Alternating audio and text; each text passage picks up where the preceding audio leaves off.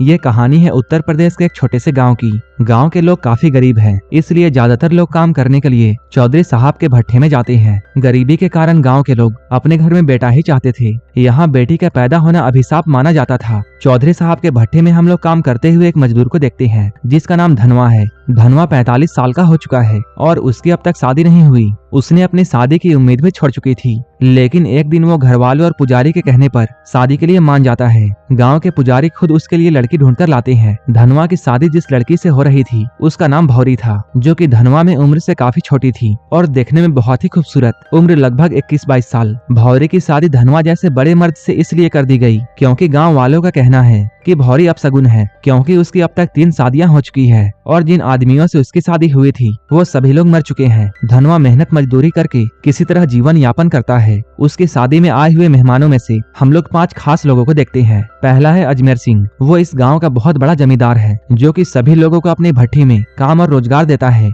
दूसरा है उसका मैनेजर सौरभ, जो कि पहले इस भट्टी में काम किया करता था, लेकिन फिर धौंस जमाकर और चौधरी जी की गुलामी करके वो यहाँ का मैनेजर बन बैठा। वो यहाँ के लोगों से हफ्ता वसूल करता है और मजदूरों के बीच में गुंडागर्दी भी किया करता है। तीसरा है गांव का पंडित, जो कि एक नंबर का ढोंगी आदमी है। वो सिर्फ पैसों के लिए काम करता है। उसे ना तो कोई धर्म का ज्ञान है और ना ही तंत्र मंत्र का। उसे बस औरत और पैसा चाहिए। वहीं हम लोग चौथे खास आदमी को देखते हैं, जो कि गांव का एक सेठ है। वो इस गांव में दुकान चलाता है। वो सामान उधार देने के बदले में औरतों से उनकी इज्जत छीनता है। इसके बाद नंबर आती है डॉक्टर की, जो कि एक नंबर का बदमाश आदमी है। धनवा के शादी में चौधरी के अलावा उसके 2 छोटे भाई भी आए थे, जिनका नाम दया और गोपाल है। जैसे ही उन्होंने भौरी को देखा, वो लोग अपने बड़े भाई से बहुत गुस्सा हो गए। उन्होंने कहा कि धनवा की शादी इतनी खूबसूरत लड़की से कैसे हो गई, उसे तो हमारे पास होना चाहिए। ये दोनों एक नंबर के छिछोरे और बदमाश हैं। गांव की हर लड़की पर इनकी नजर खराब रहती है। इधर धनवा और भौरी के शादी में जब सभी गांव वाले जश्न मना रहे थे, तब चौधरी के भाई जंगल में जाकर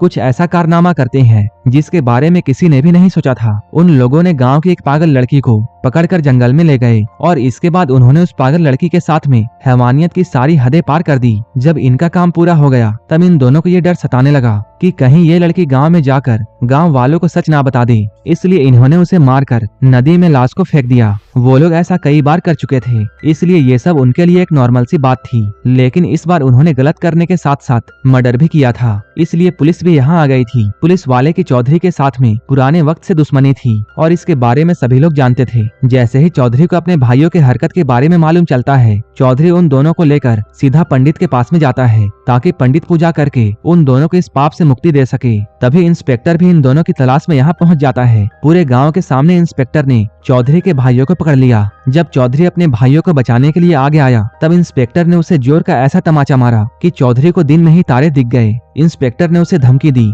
इस बार तुम्हारे भाइयों ने हदें पार कर दी है, उनका पाप का घड़ा भर चुका है, इसलिए उन्हें अब मुझसे कोई नहीं बचा सकता है। यो तो इंस्पेक्टर के पास में अभी सबूत की कमी थी, लेकिन वो जानता था जैसे ही डीएनए टेस्ट और मेडिकल होगा, सारे सबूत मिल जाएंगे। इंस्पेक्टर की तो पहले से ही चौधरी से दुश्मनी थी, इसलिए इंस्पेक्टर उसके भाइयों को थाने में ले जाकर उल्टा लटकाकर ऐसा मार मारता है कि उन दोनों ने अपना सारा क्राइम कबूल कर लिया। इसके बाद चौधरी शहर के वकील से सलाह लेता है। वकील ने कहा, आपका केस बहुत कमजोर है, इसलिए उन दोनों को छुड़ाना बहुत मुश्किल होगा। अगर कुछ सेटिंग हो जाए तब कुछ रास्ता मिल सकता है, लेकिन इसके लिए काफी सारे पैसे लगेंगे। चौधरी के पास अभी बहुत बड़ी रकम नहीं थी। तभी गांव का पंडित मदद करने के लिए उसके सामने आता है। वो चौधरी को आइडिया देता है, मजदूरों की मजदूरी से तुम आधे पैसे काट लो, तुम्हारे पास बहुत सारे मजदूर हैं। जैसे ही तुम उनके आधे पैसे काटोगे, तुम्हारे पास काफी पैसे हो जाएंगे। चौधरी और उसके मैनेजर वैसा ही करते हैं। मजदूरों की आधी रकम काट ली गई। जब मजदूरों ने इसके खिलाफ आवाज उठाया, तब मैनेजर ने साफ कह दिया, जिसे भी काम छोड़कर जाना है वो जा सकता है। अब मजदूर इस काम को छोड़कर नहीं जा सकते थे,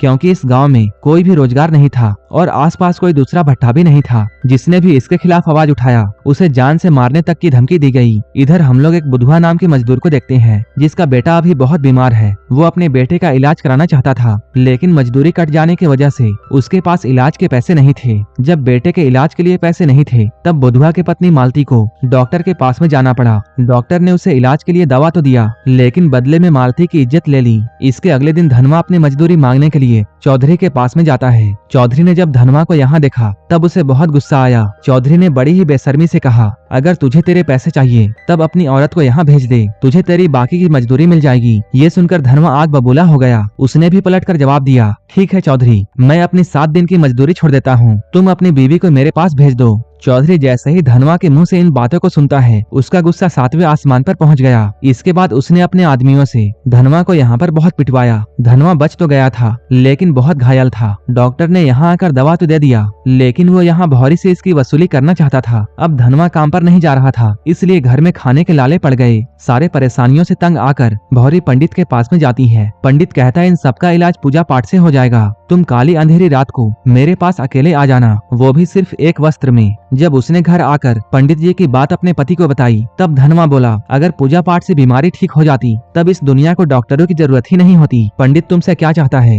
मैं अच्छी तरह जानता हूँ। उसी रात हम लोग पुजारी को देखते हैं। पुजारी यहाँ बैठकर देर रात तक उसका इंतजार कर रहा था। अभी यहाँ पर ये सभी पाखंडी लोग एक साथ थे। पंडित को भौरी के इंतजार करते हुए देखकर लाला ने उसका मजाक उड़ाया। ये सुनकर डॉक्टर मुस्कुराते हुए ये कहता है, कल सुबह मैं तुम लोगों को दिखाऊंगा कि मैं क्या करता हूँ। अगले ही दिन डॉक्टर ने चौधरी की मदद से गाँव में एक पंचायत बुलाई। इस पंचायत के बीच में डॉक्टर ने अपने हाथ में एक मेडिकल रिपोर्ट पकड़ी हुई थी। वो कहता है गांव में एक महामारी फैलने वाली है और इस बीमारी का कारण है धनवा, क्योंकि बीमारी का नाम इंग्लिश में था और यहाँ के लोग ना के बराबर पढ़े लिखे थे, इसलिए ये लोग बीमारी का नाम सुनते ही बहुत डर गए। ये लोग अनपढ़ होने के साथ साथ बहुत अंधविश्वासी भी थे, इसलिए डॉक्टर और चौधरी की बातों को सभी गाँव वालों ने आसानी से मान लिया। इस पंचायत का नतीजा ये निकला कि धनवा को गाँव से बाहर निकाल दिया गया। अब धनवा अपनी पत्नी के साथ में गाँव के बाहर एक छोटी सी झोपड़ी बनाता है। धनवा ने भौरी को भी अपने से दूर होने को कह दिया ताकि भौरी को उसकी बीमारी न लग जाए। अब भौरी अकेली हो चुकी थी, उसके पास अब पैसे भी नहीं थे, इसलिए उसे अब मजदूरी करने को जाना पड़ा। पैसे की जरूरतों को पूरा करने के लिए उसने चौधरी के भट्टे पर काम करना शुरू किया, लेकिन सभी लोग उस पर गंदी निगाह रखते थे। मजदूरों से लेकर डॉक्टर तक और डॉक्टर से लेकर मैनेजर तक सभी लोग भौरी को पाना चाहते थे। तभी मुंबई से एक जवान लड़का न्यूज रिपोर्टिंग के लिए यहाँ आता है। वो मजदूरों के लाइफ पर एक डॉक्यूमेंट्री मूवी बना रहा था। उस लड़के के देखभाल का जिम्मा भौरी को दिया गया था। भौरी उस लड़के के लिए सारा काम किया करती थी।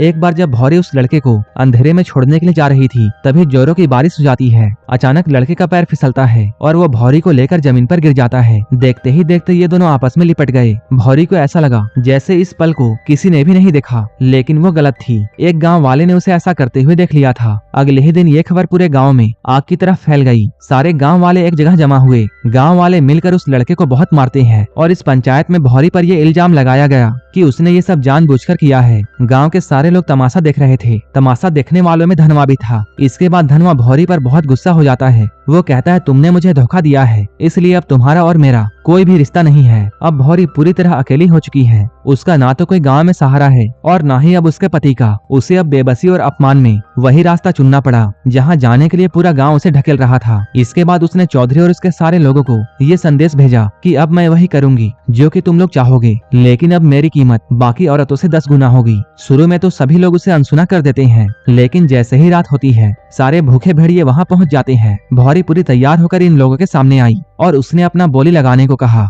आखिर में सबसे मोटी रकम देकर लाला इस बिजनेस को चालू करता है और यहीं से भौरी की अलग कहानी शुरू हो गई। अब गांव के लोग पैसे लेकर आते थे। कुछ समय भौरी के साथ में बिताने के बाद यहाँ से जाते थे। अब भौरी इस गांव की सबसे महंगी औरत बन चुकी थी। पुजारी से लेकर डॉक्टर तक, चौधरी से लेकर उसके मजदूरों तक, सभी के सभी लोग पैसे लेकर यहाँ आने लगे। गाँव के लोग इतने पागल हो चुके थे कि उन्होंने भौरी के झोपड़ी के आगे लाइन लगाना शुरू कर दिया। भौरी अपनी पिछली जिंदगी को मारकर नए नर्क वाली जिंदगी में आ चुकी थी। उधर हम लोग चौधरी को देखते हैं जो कि अपने भाइयों को छुड़ाने के लिए वकील से फिर से मिलता है, लेकिन चौधरी की किस्मत बहुत खराब थी। पूरे पैसे देने के बाद जज का ट्रांसफर कहीं और हो गया और चौधरी के पूरे पैसे डूब गए। तभी वकील ने चौधरी को एक नया रास्ता दिखाया। उसने कहा कि तुम बसंती के दादी से समझौता कर लो ताकि उसकी दादी अपनी पागल बेटी के मरने पर केस को वापस ले ले। केस वापस होते ही तुम्हारे भाई छूट जाएंगे। चौधरी अपने सर को झुकाए हुए दादी के पास में जाता है, लेकिन यहाँ उसे ऐसा सच सुनने को मिला जिसने उसकी रूह तक हिला दी। दादी ने चौधरी को बताया, बसंती तो तेरी ही बेटी थी,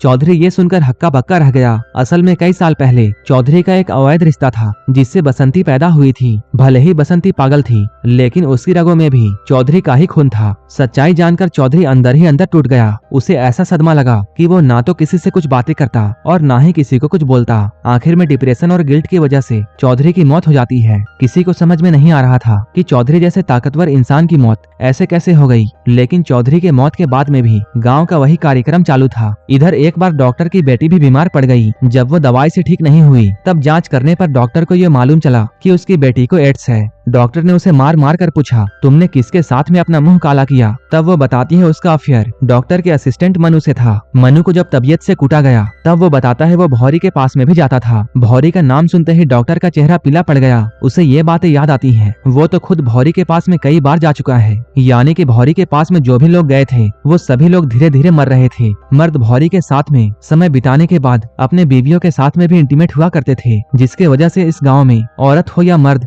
बहुतों को ये बीमारी लग गई थी। तभी मीडिया में भी ये रिपोर्ट पहुंचती है कि इस गांव में एक महामारी फैल चुकी है। मरे हुए लोगों की जब डेड बॉडी की जांच हुई तब ये मालूम चला सभी के मरने की वजह एड्स थी। गांव में डर का माहौल बन गया। सभी लोग गरीब धनवा को गुनहगार मानने लगे। इसलिए पुलिस धनवा को उठाकर जेल में बंद कर देती है। लेकिन जब धनवा का टेस्ट हुआ तब सच्चाई सामने आ गई। धनवा को तो बीमारी थी ही नहीं। असल में डॉक्टर ने गांव के पंचायत में धनवा के बारे में झूठी रिपोर्ट दिखाई थी। असल में ये बीमारी भौरी को मुंबई वाले लड़के से हुआ था। वहीं से ये बीमारी पूरे गांव में फैल गया। जब सारी की सारी सच्चाई गांव वालों के सामने आ गई तब गांव वाले बहुत गुस्सा हो जाते हैं। इसके बाद उन्होंने डॉक्टर और उसके साथियों को यानी पंडित और लाला को दौड़ा दौड़ा कर मारना चालू किया। इधर धनवा को जब मालूम चलता है कि भौरी भी उस बीमारी के चपेट में आ चुकी है तब वो दौड़ता हुआ आखिरी बार भौरी से मिलने के लिए जाता है। लेकिन अब बहुत देर हो चुकी थी क्योंकि भौरी धनवा को छोड़कर हमेशा के लिए जा चुकी है। इसके बाद धनवा भौरी के चिता को बहुत अच्छे से तैयार करता है और उसे अंतिम विदाई देता है और यहीं पर यह मूवी खत्म हो जाती है। ऐसे ही मूवीज के लिए आप हमें टेलीग्राम और इंस्टाग्राम पर फॉलो कर सकते हैं जिसका लिंक डिस्क्रिप्शन में दिया हुआ है। वीडियो अच्छी लगी हो तो एक लाइक जरूर कर देना और ऐसे वीडियोस के लिए मेरे चैनल को जरूर सब्सक्राइब कर लेना। तो मिलते हैं हमारे नेक्स्ट वीडियो में।